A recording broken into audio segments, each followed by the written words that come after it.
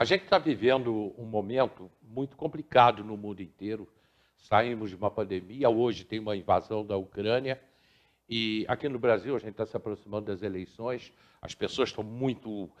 A internet, as redes sociais, as pessoas se atacam muito nas redes sociais, coisa que eu nunca tinha visto, tanta agressão, tanta briga, principalmente nas redes sociais, né?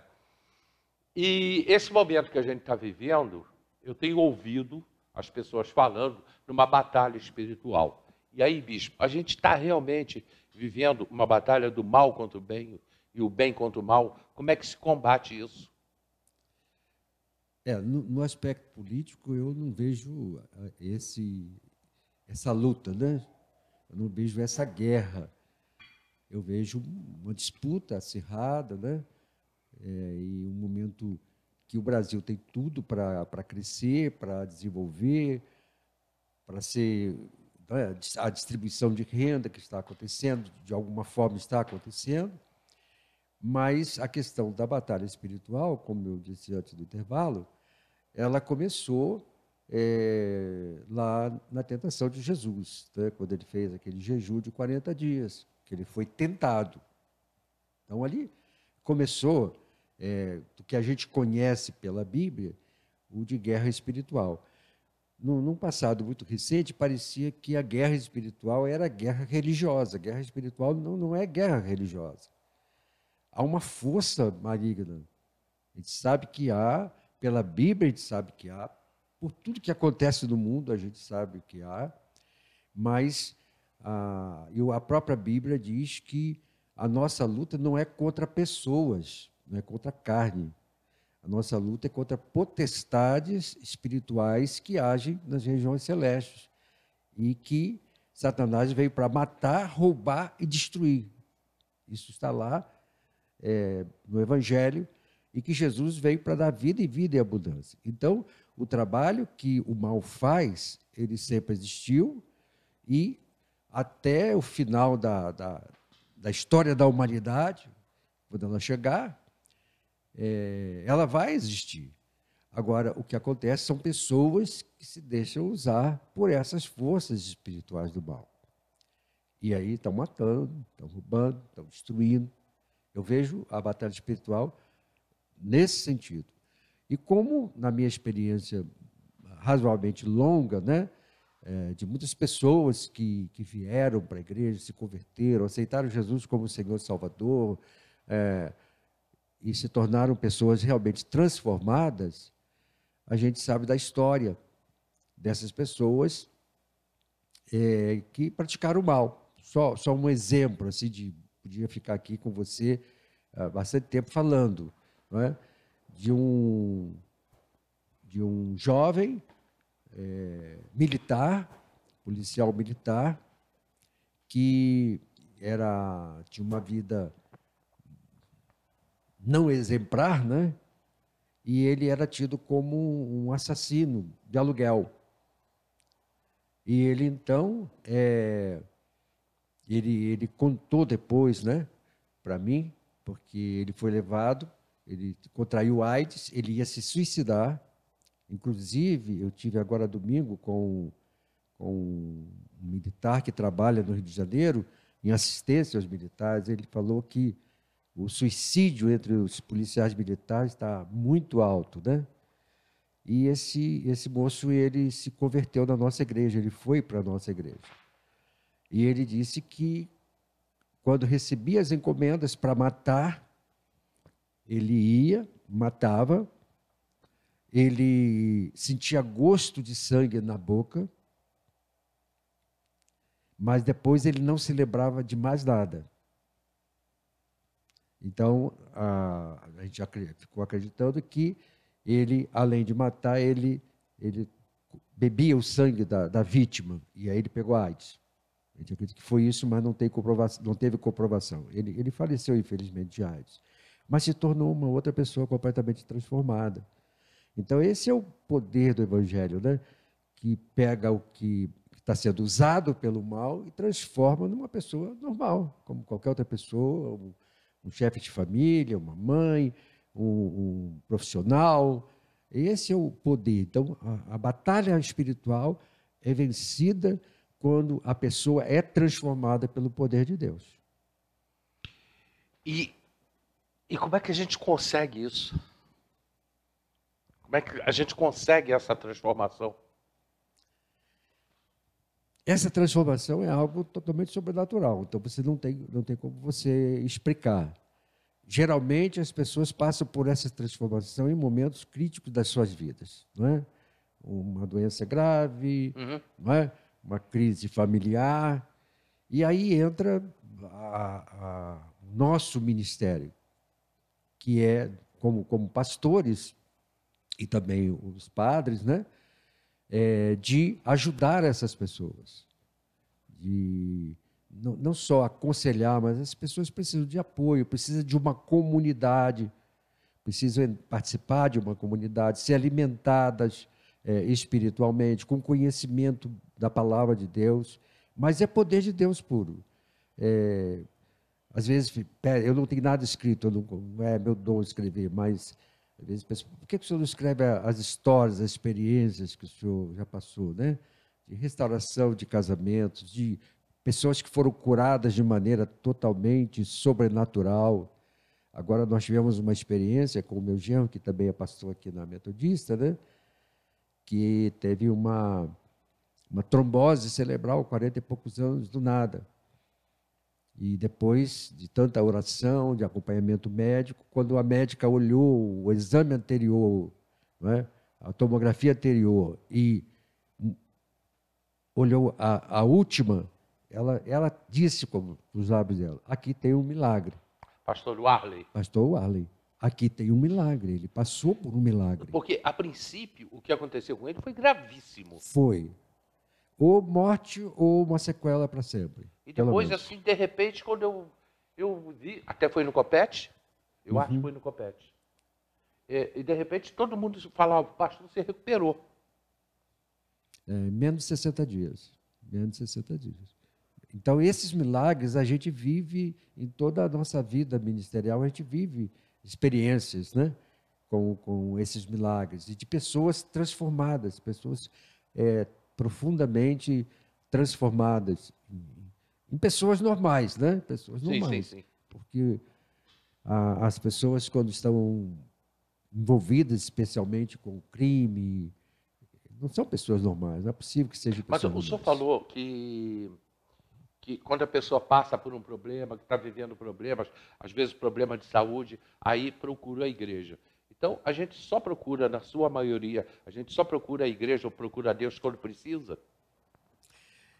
Normalmente, a própria Bíblia diz que ninguém vem para Deus por amor, só vem pela dor.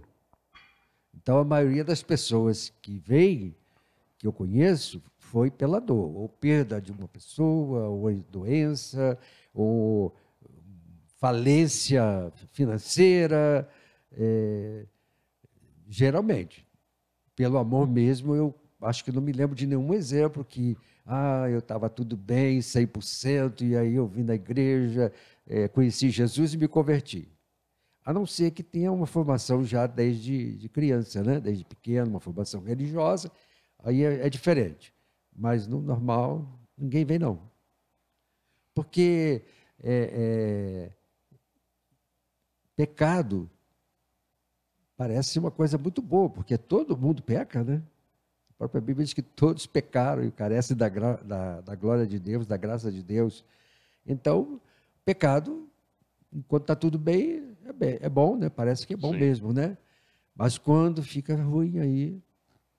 Esse trabalho que vem sendo feito ultimamente pelas igrejas, eu cito até a Missão Metodista Beldon, que é cuidando de crianças, pegando crianças e se preocupando com o futuro dessas crianças e botando os jovens no caminho certo. Agora, semana passada, no Encontro com Deus, tinha uma opção de jovens lá. Eu e uma opção de jovens. Eu digo eu, velho. Né? E o resto, jovem, 15, 16, 17, 18 anos. Quer dizer, modificando o futuro dessas crianças. Quem não conhece, especialmente a igreja evangélica, por dentro, não conhece o que ela faz. Eu não estou aqui fazendo uma defesa da igreja evangélica, mas apenas informando. A igreja cuida das pessoas desde a infância. As crianças que são filhos das pessoas que estão na igreja, e também o trabalho social com crianças. Nas igrejas, geralmente, são muito fortes, pelo menos a nossa denominação, ela é muito forte, o trabalho com crianças. E o trabalho com os adolescentes e com os jovens também. A assistência,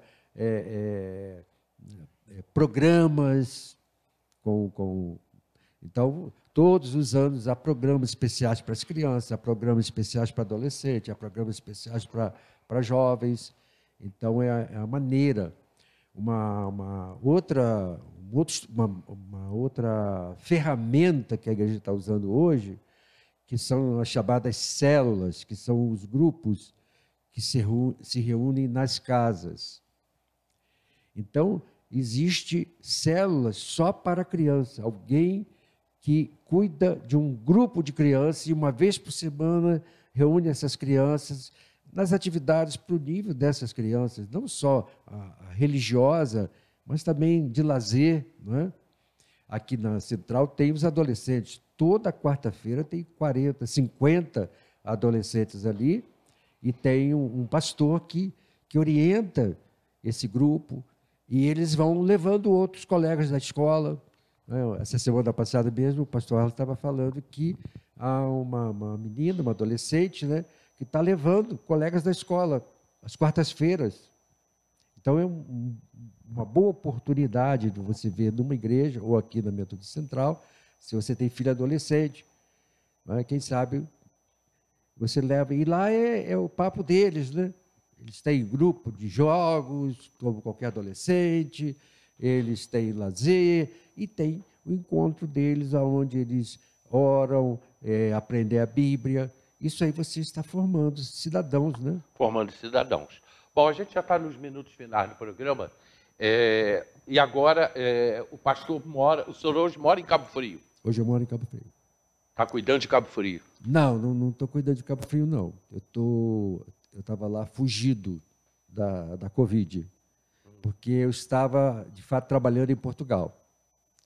Eu estava começando uma missão em Portugal e quando veio a Covid, aí eu e minha esposa precisamos voltar por causa da Covid. Ficamos 2 meses presos em Portugal, Portugal fechou, o governo decretou estado de sítio, onde os cidadãos perdem todos os seus direitos civis e nós não podemos sair. Então, quando nós saímos, nós viemos para Cabo Frio, onde é a nossa casa, e estamos lá esperando a Covid passar, e agora já estamos começando a atender convites de algumas igrejas que têm nos convidado. Mês passado, julho, né?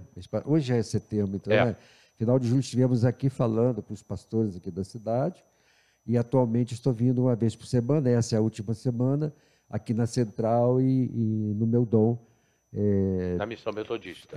Falando sobre o avivamento, sobre a renovação espiritual, que nós cremos que virá uma grande renovação espiritual sobre o mundo todo, nesse tempo agora, porque, não sei se você sabe, os ouvintes sabem, né?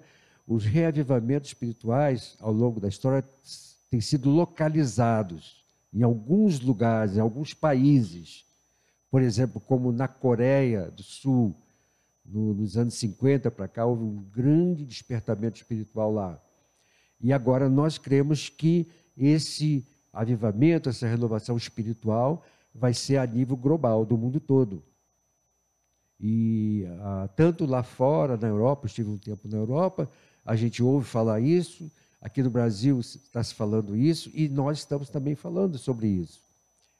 Despertando a igreja, alertando a igreja, se preparar para esse tempo, né, de grande avivamento. Isso não significa que o mal não vai aumentar também, não. Né? É aquilo que você falou de guerra espiritual. A guerra espiritual vai acontecer até o final. Mas nós podemos combater o mal. E nós podemos vencer, né? Nós temos quem já venceu por nós, que é o Senhor Jesus Cristo. Pode abrir para por favor, o Alex? Nós estamos aí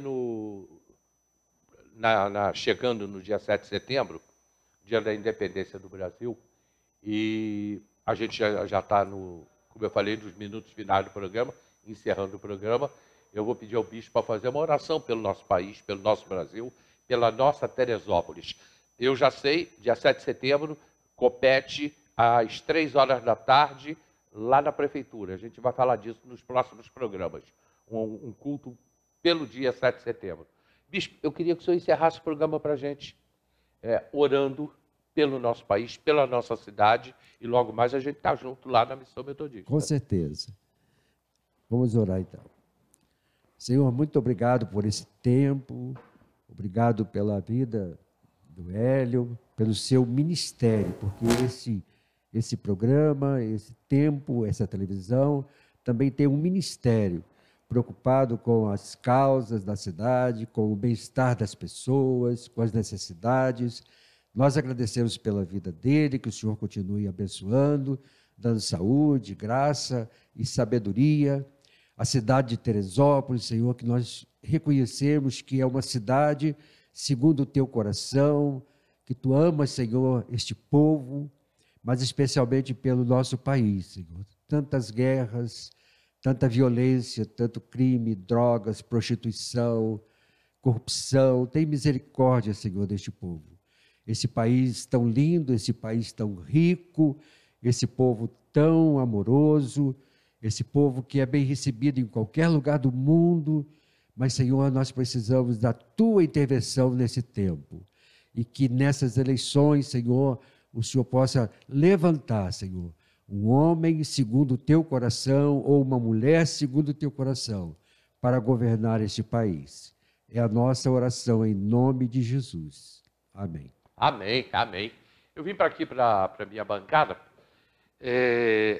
porque é aqui que eu recebo, que eu bato papo, que eu faço o programa, que eu tenho aqui meu material montado, e é aqui que eu vou dizer que que amanhã a gente vai estar recebendo aqui o Carlos Martins.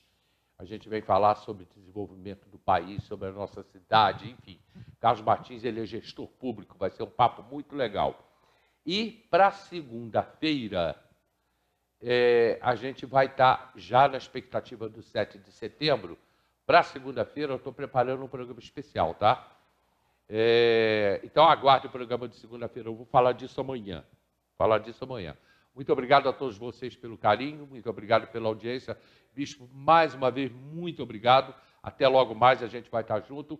E eu estou aguardando, assim que for possível. A pastora Carla, ela continua na igreja, né? Porque eu sei que ela tem 2 nenéns chegando para o senhor. Ela está grávida de gêmeos, né? Ela é a minha filha. E ela deve entrar de licença agora esse mês. Ela deve já entrar de licença, porque são gêmeos, então ela tem que ter mais repouso, mais cuidado. Eu estou querendo convidá-la para vir aqui, não sei se é o momento. E também o pastor Warley. O pastor Warley está disponível. Ela vai ao médico agora, semana que vem, né? Amanhã que ela vai. Pode ser que ele coloque ela de repouso, ainda não sei. Provavelmente, né? Porque está muito perto, né? Já passou de 6 meses. Está chegando a hora. Gêmeos, né? Mas o pastor Warley creio que está disponível, né? Mas se ela pudesse vir grávida, seria muito interessante para eles contarem o milagre, tanto da gravidez como da cura dele. Que também é um milagre, esse da gravidez dela, né? É um milagre também. Por muitos anos tentando e agora conseguiu. Vamos tentar. Já leva o recado, vendo se ela pode vir aqui qualquer dia da semana que vem. Tá bom. Porque amanhã é sexta-feira. Tá bom. Seria muito bom se ela viesse. Vamos tentar. Muito obrigado a todos vocês. Amanhã a gente está de volta, logo depois da Rafaela, 10 horas da manhã, ao vivo aqui para vocês. Muito obrigado mesmo. Boa tarde, bom dia e até logo mais. Tchau.